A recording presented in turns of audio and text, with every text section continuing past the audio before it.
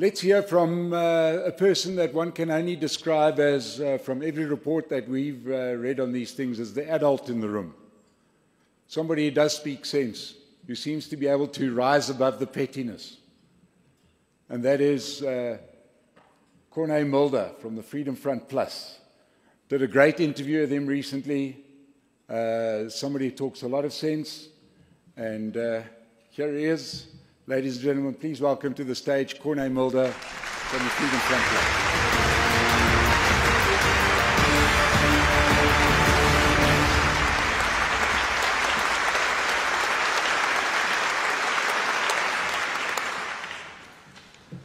Good morning. Thank you, Mike. Thank you for the opportunity. It's good to see everyone here and to be able to participate this morning. I am going to perhaps approach this from a different angle. It's correct that I am a member of the Freedom Front Plus. I serve in Parliament as the Chief Whip of the Freedom Front Plus. And it just happened to be a situation that played out where I found myself at the moment as the longest serving member of Parliament. It's terrible. I've been there for many, many years. Some of you may remember there was a person called Mr. P.W. Botha. When I came to Parliament, he was still the president. And I saw him go, and then I saw Mr. de Klerk take over. And then the transition in '94 with Mr. Mandela. And then it was Thabo Mbeki, and it was Matlantle, and it was Jacob Zuma, and it was Cyril. And I intend to stay there until Cyril is gone as well, and until we have replaced the ANC with a multi-party coalition government that can change this country for the better. Now, that's not going to be easy, and as you all know, at the moment, the talks are very much about coalitions, and the whole question of coalitions, is it possible, is it not possible, what can be done, etc. And my colleague from the DA will speak just now, and I guess Dr. Schreiber will speak about the Moonshot Pact, and I think that would become relevant in the discussion perhaps later this morning. But my concern is that I think we are underestimating the ANC. And I think if we are not going to do this the right way, we will not succeed in defeating the ANC. I think we are really underestimating the ANC. One should understand that the ANC, and remember that they were founded in 1912, and that they are very serious in terms of what they do, in terms of what they've achieved, good or bad. And I don't think they've got any inclination of letting go of power in South Africa. None whatsoever. I don't think that the ANC is really a democratic institution. I don't think they believe in democracy. We've seen them in action in the metros where they were defeated and where we were able to form coalitions. And I can assure you they've done everything legally and almost illegally to try and destabilize those coalition governments. And if we think it's going to be plain sailing next year, if we can get the ANC out of government, we're in for a very bad awakening.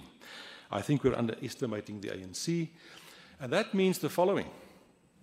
Are we serious to try and get the ANC out of government? Yes or no? That's the question. Are we serious? Because if we are serious, then we should understand what the challenge really means. It's not going to be plain sailing. It's not going to be easy. It's not going to be a question of, well, let's see how things develop. Let's go to the polls next year. Let's all vote and we see what's going to happen. I've been involved with the coalition project for quite a while because I've believed in coalitions for many, many years in my political career.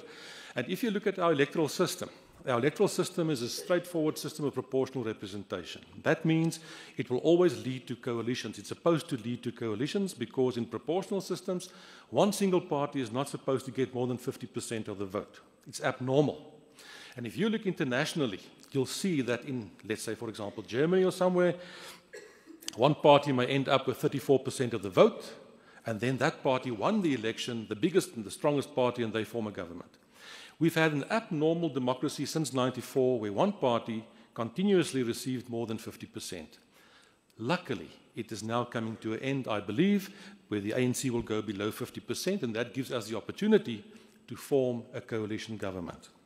First point to understand is that coalitions are only formed after the election. You can't form the coalition before the election because you don't know what the outcome would be. You first need to campaign and see what the results would be, and if it's possible to form a coalition government. When I said what I thought was the answer, and I still believe that's the answer, and I'm still going to push that line, regardless of other developments, because if we are serious that we want to get the ANC out of government, I don't know if any of you feel that way, I feel that way, that after 30 years, it's time to get the ANC out of government, completely out of government. They've had their chance. They had the best opportunities in the world to make a success of this country. They messed it up. They must go. In totality, they need to get out of government. If we do not do that, I am very concerned. I don't think we can afford a further 5 years of ANC mismanagement and everything that goes with that. So, if we want to be successful, we are talking about regime change in 10 months from now. 10 months. That's not a very long time. It's a rather short period. And then we can only do it the right way. If we don't do it the right way, we will not succeed, we will frustrate the electorate, and we will send this country down the spiral for a further 5 years when I don't think there will be much to pick up after that. So what do we need to do? It's no use to rearrange the current 35% of the electorate and the people that voted for opposition parties. It's no use, it's a waste of time. It's no use to try and form a coalition that you build around political parties alone. It will not succeed. It's no use if one party gets 2% more and another one gets 1% less. So what? We achieved nothing. The success of regime change starts with civil society, not with the political parties. And unless we can succeed in getting all of civil society involved, we will not succeed in 2024. You must hear me, you must understand that. Some of you will remember, if you think back, before the 94 process, there was an organization called the UDF, United Democratic Front. It was a broad church, consisting of the totality of civil society, churches, trade unions, academics, business community, individuals, you name them.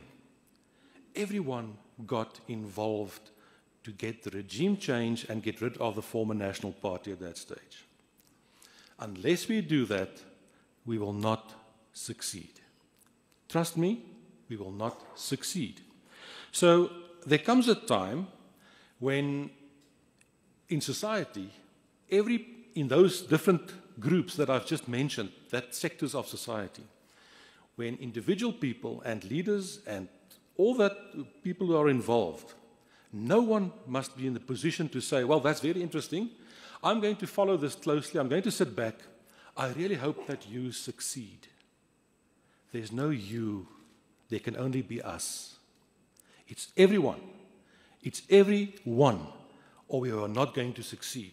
That means it's a difficult time where individuals and leaders will have to do what in my language, Afrikaans, is called, you quite often have a meeting, and then people discuss things and they say, well, what are we going to do? What will we do? And then somebody gets up and say, ek sal dit doen. I will do this. Ek sal dit doen. The time has come across the spectrum in South Africa, in all of those sectors of society, where we need leaders, we need individuals to stand up and say, I will do this. I will get involved. We have crossed the Rubicon in terms of we need regime change in 2024. And what needs to then happen is the following. We need to get this process of a new UDF, a broad process within civil society to get going. It should create a tsunami kind of effect in South Africa where everyone gets involved. First point, if people are not registered, they cannot vote. If they cannot vote, they mean nothing. They can write a letter in the press, it's irrelevant. You need to vote. Before you can do that, you need to register. This kind of broad church needs to get enthusiasm among South Africans to go out and register. Each individual must take responsibility. Are you registered? Are your family registered? Are all your friends registered? That's step one. If you can't do that, you can't vote. If we get the people out there to register, we can win and beat and have regime change. In order to do that, and I'll try to conclude, there are 4 groups that we need to focus on. 4 groups. We need to get out to young people, those between 18 and 35 who have opted out of the system, who have not registered, who do not participate in politics. That's the first group. The second group are older people, my age, who have also opted out of the system, mainly Afrikaans, many of them white people who say, oh, it's not going to make any difference. We need to get them back into the system. The third group is approximately 1/3 of ANC supporters out there are disillusioned with their own party. We need to go out there, convince them, and get them to support a new beginning. But we must do that in the right way and not expect them. They will not necessarily join some of the current political parties. They can't do that. But they may use other forms and other vehicles to get back. The last group is expats, our people in the abroad, who will vote and who will support this kind of approach. We need to do that. Are we serious for regime change? Are we really serious? So what I foresee is this. We get this broad church going. It should have a name. It should have an emblem, a logo. And everyone gets involved.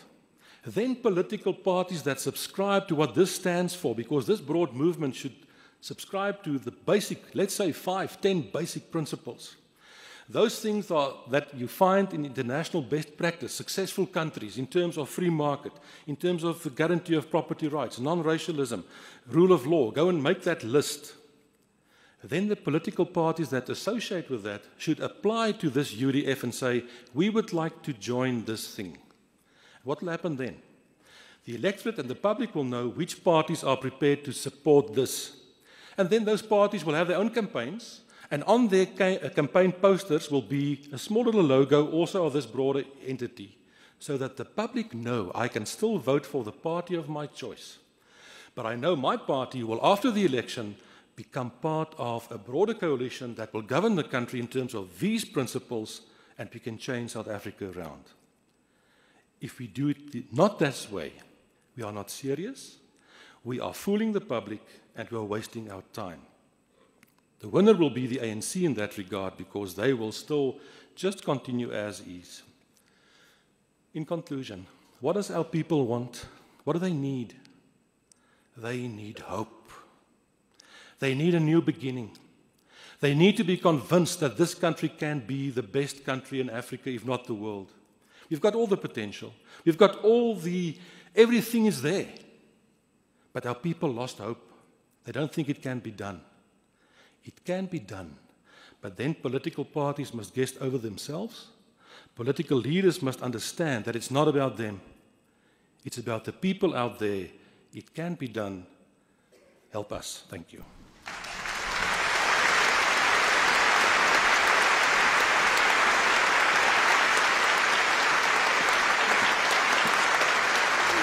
That's why we had to take this microphone to the lectern so that he didn't drop the mic when he was finished.